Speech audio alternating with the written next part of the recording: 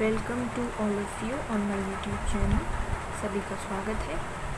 जो भी छोटे भाई बहन मेरे इस चैनल को देख रहे हैं, सबसे पहले भी सब्सक्राइब करें। उसके बाद आज का वीडियो हम स्टार्ट करते हैं। आज जो मैं डिस्कस करूँगी AMU 11th क्लास ह्यूमैनिटीज़ और कॉमर्स की एंट्रेंस एग्ज़ाम की प्रिपरेशन किस तरीके से की जाए। जो आपका एंट्रेंस एग्ज़ाम है 2020 एंड 21 का एंट्रेंस एग्ज़ाम है, उसके लिए आप किस तरीके से प्रिपरेशन कर सकते हैं। सबसे पहले मैंने आपके लिए एक वीडियो बनाई थी। मैंने उसमें आपको बताया था कि आपको एक स्ट्रीम सिलेक्शन करना पड़ेगा अगर आप ये एग्ज़ाम दे रहे हैं, ठीक है। तो क्यों ज़रूरी है आपके लिए एग्ज़ाम? सबसे पहले आपको अपना माइंड सेट करना पड़ेगा इसकी प्रिपरेशन के लिए, क्योंकि बहुत ज़्यादा टाइम हो चुका है। एग्ज़ाम कभी भी हो सकता है। हम अभी भी देख रहे हैं कि कोरोना की पैंडमिक चल रही है और बहुत ज़्यादा दिक्कतें बढ़ रही हैं। तो इस तरीके से जो यूनिवर्सिटी है उसने AMU के एग्ज़ाम को, जो 11th का एग्ज़ाम है, उसको अभी पोस्टपोन कर रखा है। उसने 11th ही नहीं, बाकी बहुत सारे एग्ज़ाम्स को भी पोस्टपोन कर रखा है। तो सबसे पहले आप अपना माइंडसेट बनाइए कि मैं इस एग्ज़ाम की तैयारी करूं तो किस लिए करूं। क्योंकि अगर आपको ये चाहिए कि मेरा नंबर सिलेक्शन हो उसमें या मैं AMU पढ़ूँ, तो आपको अपने दिल से 100% उस चीज़ को चाहना पड़ेगा। क्यों? क्योंकि जब तक हम किसी चीज़ को बहुत ज़्यादा नहीं चाहते हैं, तब तक वो चीज़ हमें नहीं मिल सकती है। सबसे पहले सबसे फर्स्ट चीज़ कि आप अपना माइंडसेट बनाइए कि मुझे जो है सिलेक्शन 100% चाहिए ही चाहिए। तो उसके लिए आपको अपना माइंडसेट बनाना पड़ेगा। अदरवाइज़ आप कुछ नहीं कर सकते हो जब तक आप अपना एक माइंडसेट तैयार नहीं कर लोगे इस एग्ज़ाम को लेकर। सबसे पहले अपना माइंडसेट करिए कि क्या करना है, किस तरीके से मुझे इस एग्ज़ाम की तैयारी करनी है। जब अपना माइंडसेट कर लोगे तो उसी हिसाब से आप सिलेबस को भी डिस्कस कर लोगे, ठीक है। आपने माइंडसेट किया, फर्स्ट चीज़ कि आपने अपना माइंडसेट किया कि मुझे 100% सिलेक्शन लेना है। उसके बाद आप क्या करेंगे, आप सिलेबस को देखेंगे कि किस तरीके से मेरा सिलेबस है। उसके बाद आप बुक्स को लेकर आएंगे, ठीक है। आप बुक्स परचेज़ करेंगे मार्केट से जाकर कि हाँ मुझे चाहिए, सिलेक्शन होना चाहिए मेरा। तो आप क्या लाएंगे, बुक्स लेकर आएंगे कि मुझे यहाँ पे चाहिए। कुछ नोट्स भी लेकर आएंगे, ठीक है। यूट्यूब से भी आप वीडियोस देखेंगे। तो बहुत सारी चीज़ें हैं जो आप कर सकते हैं। सब फर्स्ट आप अपना माइंडसेट कीजिए, उसके बाद हम आगे का डिस्कस करते हैं। अब सेकंड टॉपिक है कि हम किस तरीके से अपना सिलेबस कवर करें। हम क्या ऐसा पढ़ें जो हमारे सिलेबस में आना है और वो हमारे लिए बहुत ज़्यादा ज़रूरी है। क्योंकि जब भी आप कोई भी एग्ज़ाम देने जाते हो, ठीक है, आप कोई भी एग्ज़ाम देने बैठते हो, तो इस एग्ज़ाम में, ठीक है, क्वेश्चन किस तरीके से आते हैं, क्वेश्चन कहाँ से पूछता है एग्ज़ाम में, वो चीज़ डिपेंड करती है आपके सिलेबस के ऊपर। जो भी आपका सिलेबस गिवन है उसमें से ही क्वेश्चंस पूछेगा आपका एग्ज़ामिनर, ठीक है। और वो कहीं से नहीं पूछेगा, जो आपका सिलेबस है वहीं से वो पूछ सकता है। आप अगर 11th का एग्ज़ाम दे रहे हो तो वो 11th के ही क्वेश्चन बनाएगा, वो ग्रेजुएशन लेवल के नहीं बनाएगा। तो सबसे पहले आप अपने सिलेबस को बहुत ही कायदे से, बेसिक सी चीज़ें जो भी आपके सिलेबस के अंदर हैं उनको डीपली, थॉरोली सबसे पहले अंडरस्टैंड कीजिए। जैसे अगर आपके पास 11th की बुक्स होती हैं तो आप उन्हीं बुक्स को पढ़ते हो, बजाय आप 5th 6th या फिर हायर कोई बुक्स पढ़ने की। क्योंकि आपका जो एग्ज़ाम है वो 11th क्लास का है, तो पढ़ना भी आपको 11th का ही पड़ेगा। तो इसी तरीके से जब आप एंट्रेंस देते हो तो यहाँ पे कुछ लिमिटेड सोर्स होता है, उसी के बेसिस पे आपसे क्वेश्चन एग्जामिनर पूछ सकता है। वो अपनी तरफ से मनगढ़ंत क्वेश्चन नहीं दे सकता है। तो यहाँ पे आपको सबसे पहले अपना सिलेबस बहुत ही कायदे से समझना पड़ेगा। अब इस सिलेबस को समझने के लिए सबसे पहले आपको कुछ टॉपिक्स पे ध्यान देना पड़ेगा।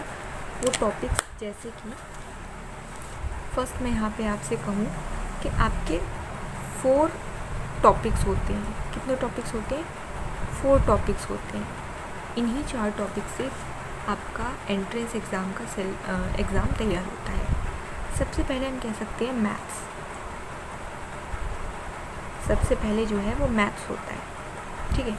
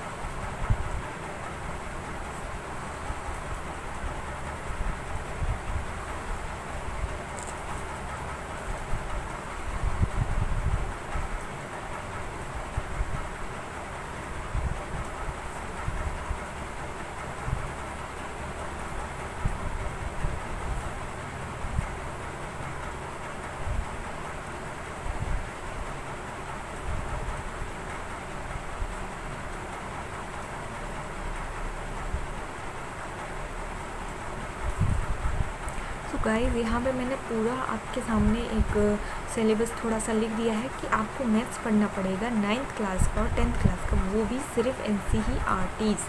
इसके फर्दर आप कहीं नहीं जाना, कोई और नहीं उठा के देखनी किताब आपने। सेकंड है आपका SST, इसमें हिस्ट्री, ज्योग्राफी, पॉलिटिकल साइंस और इकोनॉमिक्स, ठीक है। उसके बाद करंट अफेयर्स रहेंगी एंड इंडो इस्लामिक रहेगी, ठीक है। तो एक बार हम देख लेते हैं कि इनका जो एग्ज़ाम कह सकते हैं कि इनका जो मार्क्स का डिस्ट्रीब्यूशन है, किस तरीके से मार्क्स का डिस्ट्रीब्यूशन है। तो सबसे पहले यहाँ पे आप देख रहे हैं मैथ्स। सो मैथ्स बेसिकली आपका होता है 20 मार्क्स का, ठीक है। 20 नंबर का आपका मैथ्स रहता है। करंट अफेयर आप कह सकते हैं SST जो है आपका, यहाँ से आप 60 मार्क्स का देख सकते हैं, 60 मार्क्स का यहाँ से कवर होता है। उसके बाद जनरल नॉलेज GK 10 मार्क्स, ठीक है। काफ़ी कम मार्क्स यहाँ से आप कर सकते हैं, बट अगर आप ध्यान से पढ़ेंगे तो पूरे नंबर आपके आ सकते हैं। एंड देन इंडो इस्लामिक में भी आपके 10 मार्क्स ही यहाँ से कवर होने हैं। तो आपने बहुत ही अच्छे तरीके से देख लिया है कि कितना आपका सिलेबस है, कितने टॉपिक हैं। बेसिकली आपके जो मेन टॉपिक है वो 4 हैं, और उन चारों टॉपिक में मैथ्स, SST, GK और इंडो इस्लामिक, ठीक है। इतना आपने समझ लिया, ठीक है। अब सिलेबस आपने इतना समझ लिया, तो अब आप ये देखिए कि आप बुक्स कौन सी पढ़ेंगे, ठीक है।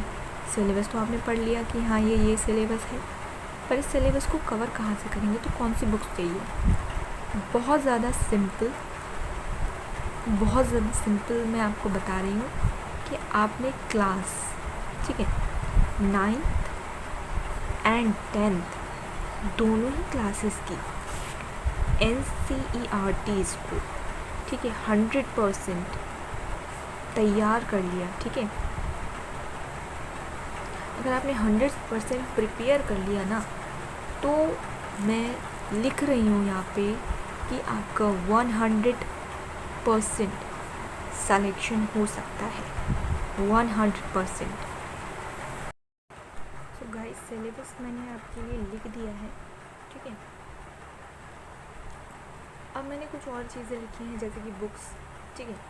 आपने सिंपली क्या करना है, क्लास 9th की और 11th की NCERTs को अच्छे तरीके से प्रिपेयर करना है, 100% प्रिपेयर होनी चाहिए, जिससे कि आपका सिलेक्शन 100% हो सके। इतना आपको बहुत अच्छे से समझ में आ गया होगा हमने क्या क्या डिस्कस किया। एक बार देख लेते हैं कि आप अपना पहले माइंडसेट कीजिए कि मुझे क्यों 11th को परस्यू करना है, क्यों मुझे तैयारी करनी है।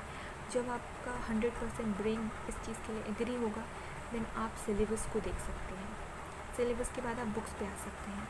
तो मैंने आपको यहाँ पे थोड़ा सा सिलेबस डिस्कस कर दिया है। मैं सिलेबस की आपको फ़ोटो साइड में पिन कर दूँगी, आप उन फ़ोटोज़ को भी देख सकते हो, क्योंकि यहाँ पे मैं आपको बिल्कुल कोर सिलेबस नहीं बता सकती, बस एक ऊपर से हेडलाइन आपको दे सकती हूँ।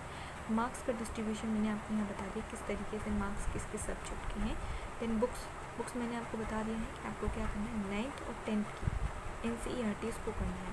अब आप पूछेंगे कि कौन सी वाली NCERTs को करना है, तो आपको मैथ्स, अगर आप मैथ्स पढ़ रहे हैं तो मैथ्स के लिए आप अपनी NCERTs को फॉलो कीजिए, ठीक है।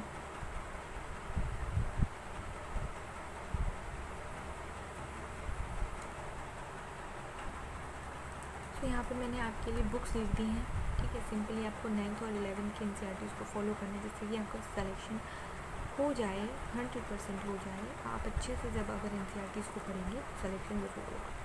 उसके लिए आपको मैथ की NCERT और SST की NCERT पढ़नी है, दोनों क्लास की, 9th एंड 10th क्लास की, दोनों की ही NCERTs आपने पढ़नी है, तभी आपका सिलेक्शन होगा। सो इतना आपको अच्छे तरीके से समझ में आ गया होगा मैंने किस तरीके से मार्क्स को बताया, टॉपिक्स को बताया, सारी चीज़ें मैंने यहाँ पे कवर की हैं। अब आ जाते हैं थर्ड, जो है आपका डाउट। एक डाउट आपके दिमाग में पैदा होता है, क्या पैदा होता है कि जो 10th का हमने सिलेबस पढ़ा था बोर्ड एग्ज़ाम की तैयारी के लिए, जो 10th का हमने सिलेबस पढ़ा था बोर्ड एग्ज़ाम की तैयारी के लिए, उसमें काफ़ी सारे ऐसे टॉपिक्स थे, या टॉपिक्स इजीली कह सकते हैं चैप्टर्स थे, जो कट करा दिए गए थे। तो क्या हम अपनी प्रिपरेशन में उन टॉपिक्स को ना पढ़ें? ये दिमाग में बहुत रहता है, बहुत ज़्यादा क्वेश्चन आता है। तो ऐसा बिल्कुल भी नहीं है। आपको अपने 10th के बोर्ड के सिलेबस के अकॉर्डिंग नहीं जाना है, बिल्कुल नहीं जाना है। आपने क्या करना है, जो AMU का सिलेबस है, जो AMU का सिलेबस मैं आपको दूंगी, सिर्फ आपने बस उसी पे फोकस देना है।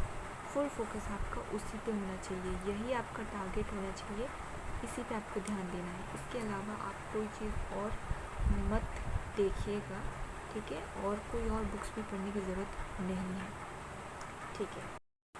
सो गाइस, मैं अब आपसे डिस्कस करने वाली हूँ कि आपका एग्ज़ाम किस तरीके से आएगा। जब आप हॉल में बैठोगे, एग्ज़ाम दोगे, आपके पास एक बुकलेट आएगी और आप एक OMR शीट भी मिलेगी, जिसमें आपको क्या करना है, ऑब्जेक्टिव बेस्ड क्वेश्चन है, उसमें आपको एक सही टिक करना होगा। तो इसको हम डिस्कस करते हैं। तो गाइस, सबसे पहले हम डिस्कस करेंगे कि आपका जो एग्ज़ाम है, ठीक है, उसका टाइप क्या रहेगा। क्या क्वेश्चंस लिखने को आएंगे या टिक करने को आएंगे या हमें सुनाना पड़ेगा, क्या रहेगा? सो परेशान मत हो, काफ़ी इजी रहेगा। आपका जो एग्ज़ाम होगा वो एग्ज़ाम ऑब्जेक्टिव टाइप होगा। अच्छा, जिन बच्चों को ऑब्जेक्टिव टाइप का मतलब नहीं पता, तो उनको मैं एक बार क्लियर कर दूँ कि ऑब्जेक्टिव टाइप हम कहते हैं MCQ बेस्ड क्वेश्चन, ठीक है? MCQ बेस्ड क्वेश्चन होते हैं, जिसमें आपको, जैसे मान लीजिए आपकी एक शीट है, ठीक है, इसमें कोई क्वेश्चन आपसे 1 पूछा, वो क्वेश्चन लिखा हुआ है, उससे related option A, B, C and D, जो भी सही है उसको उसके आगे आपने सर्कल करना है। इट मीन्स इस तरीके से सर्कल नहीं करना होता है। ये के अंदर क्या होता है कि A, B, C, D इस तरीके से होता है और वो पूरा कवर्ड होता है एक सर्कल में। तो आपको क्या करना होता है, ठीक है, ब्लू पेन या फिर ब्लैक पेन, और वो भी किस तरीके की होनी चाहिए, बॉल पेन, जिस तरीके की मैं यूज़ कर रही हूँ। इट मीन्स कि जेल नहीं होना चाहिए, वो बॉल होनी चाहिए। आपने क्या करना है, अगर आपका आंसर सही है A, तो आपने पूरा A को कवर अप कर देना है, ठीक है?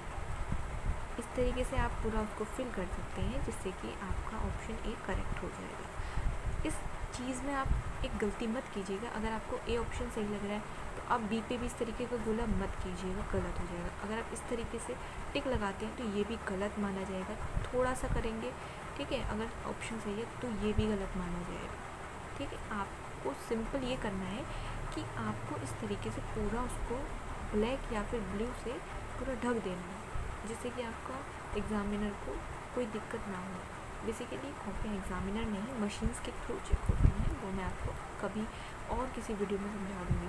तो आपको पहली चीज़ समझ में आ गई एग्ज़ाम का टाइप क्या होगा, कि एग्ज़ाम का जो टाइप है वो MCQ बेस्ड रहेगा। कितने MCQs पूछे जाएंगे, सेकेंड क्वेश्चन, कितने MCQs आपसे पूछे जाएंगे, तो 100 MCQs होंगे उसके अंदर। 100 MCQs का मतलब है कि क्वेश्चन होंगे जिनको आपने सॉल्व करना है, इसी तरीके से सॉल्व करना है जैसे मैंने आपको ऊपर बताया। तीसरी चीज़ कि आपको वहाँ पे 1/4 नेगेटिव मार्किंग होती है, ठीक है? अब जिन बच्चों को नेगेटिव मार्किंग का नहीं पता है, तो मैं एक चीज़ बताऊँ कि अगर आपको 4 ऑप्शन दिए हैं, option A, option B, option C, option D, इस तरीके के आपके लिए कुछ 4 क्वेश्चन हैं, 1, 2, 3 और 4, ठीक है? इसमें भी option A, option B, option C and option D। Same हम कह सकते हैं A में भी, ठीक है, B में भी ये रहेगा, C में भी एंड D में भी। अगर आपका इस तरीके से पेपर है, आपको लगा ऑप्शन A सही है, आपने A को पूरा कवर अप कर दिया, फिर आपको लगा C सही है, ठीक है, फिर आपको लगा इसमें B सही है, देन आपको लगा इसमें A सही है, ठीक है, और एक था ऑप्शन 5, मतलब क्वेश्चन नंबर 5। तो इस तरीके से क्वेश्चन थे, इसमें आपने C लगाया। मैं आपको एक एग्जांपल दे रही हूँ, हाइपोथेटिकल एग्जांपल है, ये आपने थॉट करना है, ये आपने थॉट करना है, ये सच नहीं है, ये हाइपोथेटिकल एग्जांपल है कि मेरे पास 5 क्वेश्चंस थे, इन 5 क्वेश्चंस में मैंने सभी के अंदर टिक किया। अब क्या होता है, मेरा A गलत है, B गलत है, C गलत है, और मतलब मेरा क्वेश्चन 1 गलत है, क्वेश्चन सेकंड गलत है, क्वेश्चन थर्ड भी गलत है, but question number 4 is correct, but question number 5 is wrong, है ना? मतलब मेरे 4 गलत हो गए और 1 सही हो गया। तो जब मेरे 4 क्वेश्चन गलत हो गए तो इस गलती के बेसिस पे मेरा एक भी कट जाएगा, तो मुझे यहाँ पे मार्क्स 1 नहीं मिलेगा, मुझे यहाँ पे 0 मिलेगा। इसी को बोलते हैं 1/4 नेगेटिव मार्किंग। 4 गलत होने पे आपका एक सही कट जाएगा। तो आप ध्यान से कीजिएगा एग्ज़ाम को, कहीं आप ये गड़बड़ ना करके आओ। अगर आप ऑप्शन टिक भी कर रहे हैं या ऑप्शन को सर्कल भी कर रहे हैं तो आप बहुत सोच समझ के अपना ऑप्शन पे करेक्शन या सर्कल कीजिएगा, ठीक है, जिससे कि आप अपना एक सही नंबर ना खो बैठो, ठीक है। अब फोर्थ बात है, इसमें फोर्थ ऑप्शन है कि आपका टाइम क्या रहेगा। आपका जो टाइम है एग्ज़ाम होने का, ठीक है, वो क्या रहेगा। फोर्थ आपका टॉपिक है कि आपका टाइम क्या रहेगा, किस तरीके से आप अपना टाइम यहाँ पे दोगे, ठीक है, किस तरीके से आप इस एग्ज़ाम को देने बैठोगे, तो टाइमिंग क्या है। तो ये आपका इवनिंग में होता है, ठीक है। इवनिंग मतलब 4 बजे, शाम के 4 बजे आपका एग्ज़ाम आपके एग्ज़ाम सेंटर पे होगा, 4 से 6 तक चलेगा। तो आप यहाँ पे एक और चीज़ समझ गए हैं कि जो ड्यूरेशन है, ठीक है, जितना टाइम आपको इस एग्ज़ाम के लिए मिलेगा वो 2 आवर्स मिल रहा है यहाँ पे। 2 घंटे काफ़ी हैं, 2 घंटे 100 क्वेश्चन के लिए आप बहुत ईजीली कर दोगे इसको। कोई टेंशन यहाँ पे नहीं लेनी है आपको। मैंने काफ़ी सारी चीज़ें यहाँ पे आपसे डिस्कस कर ली हैं, चाहे वो आपका माइंडसेट हो या फिर कोई और भी टॉपिक हो। मैंने यहाँ पे बहुत कुछ आपसे डिस्कस किया है। अगर आपको अभी भी कोई डाउट है, ठीक है, तो वो आप ज़रूर मेरे को बताइए कि आपको एक्चुअली में क्या डाउट है और किस तरीके से आप अपने डाउट को यहाँ पे क्लियर करवा सकते हो मेरे से। आई होप ये वीडियो आपको अच्छा लगा होगा। Thank you for watching this video. Neat a like and subscribe button. And मैं आपको एक और चीज़ बता दूँ कि एक और वीडियो आएगा जिसमें मैं आपसे टाइम टेबल के बारे में डिस्कस करूँगा, तो आप उस वीडियो को मिस मत कीजिएगा अगर आपको सिलेक्शन चाहिए तो। Thank you so much for watching this video. Thank you.